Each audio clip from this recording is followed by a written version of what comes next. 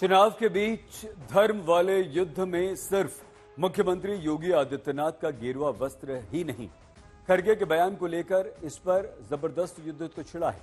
महाराष्ट्र में भी चुनावी तारीख करीब आने के साथ साथ ऐसी लड़ाई बढ़ रही है और यहां वोट जिहाद और वोट धर्म युद्ध वाला नारा उठ रहा है, जिसके द्वारा चुनाव को ध्रुवीकरण वाला रंग देने का पूरा प्रयास किया जा रहा है।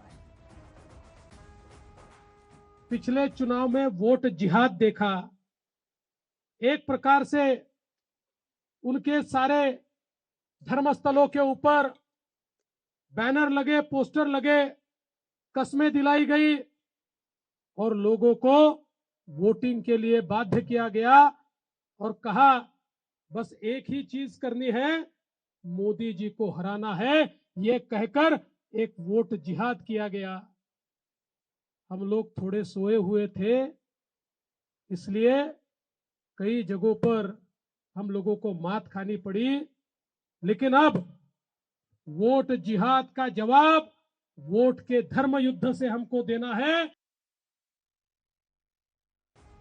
महाराष्ट्र के चुनाव प्रचार में डिप्टी सीएम देवेंद्र फडणवीस ने वोट जिहाद का दावा किया तो जवाबी हमला आते समय बिल्कुल नहीं लगा। असदुद्दीन ओवैसी ने ऐसे बयानों को लेकर चुनावी आचार संहिता का हवाला दिया, जिसके बाद बयानों वाला ये युद्ध रजाकार तक पहुंच गया। हम इलेक्शन कमीशन ऑफ इंडिया से पूछना चाहते हैं, क्या ये जबान इलेक्शन के कानून के ताबे है या उसके खिलाफ है? इलेक्शन कमीशन ऑफ इंडिया जवाब दो। ये महाराष्ट्र के चीफ इलेक्टोरल ऑफिसर से हम पूछना चाह रहे हैं, मेरा नाम लेकर जिहाद का नाम लिया जा रहा है, धर्म युद्ध का नाम लिया जा रहा है, क्या ये इलेक्शन कानून के खिलाफ नहीं है? क्या ये मॉडल कोड ऑफ कंडक्ट के खिलाफ नहीं है?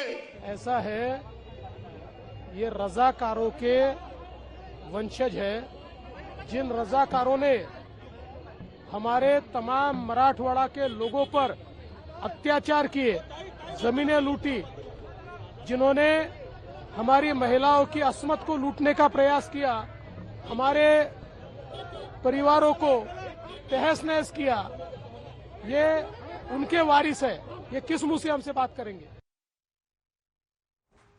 चुनाव के बीच धर्म के नाम पर तल्ख बयानों की फहरिस्त के पीछे वोटरों को लुभाने का गणित है और इसी के चलते राजनीतिक फिजा में बटेंगे तो कटेंगे और एक है तो सेफ है जैसे नारे गूंज रहे हैं। और इसी कड़ी में एक बार फिर से प्रधानमंत्री नरेंद्र मोदी ने जाति के नाम पर राजनीति करने वालों पर करारा हमला बोला। प्रधानमंत्री नरेंद्र मोदी ने कहा कि जाति धर्म के नाम पर देश तोड़ने की साजिश करने वालों को हमें मिलकर नाकाम करना। हमारी एकता, देश की अखंडता, वो भी बहुत जरूरी है। आज दुर्भाग्य से निहित स्वार्थ के लिए, छोटी समझ के कारण भारत के उज्जवल भविष्य के महत्वाकांक्षी उद्देश्यों को भूल करके कुछ लोग समाज को जाति में, धर्म में, भाषा में, ऊंच और नीच में, स्त्री और पुरुष में, गांव और शहर में न जाने किस प्रकार से टुकड़े टुकड़े टुकड़े में बांटने की साजिश चल रही है। जरूरी है कि देश विरोधियों की इस चेष्टा को हम उसकी गंभीरता को समझें, उस संकट को समझें और हमें सबने मिलकर के ऐसे कारनामों को पराजित करना ही होगा।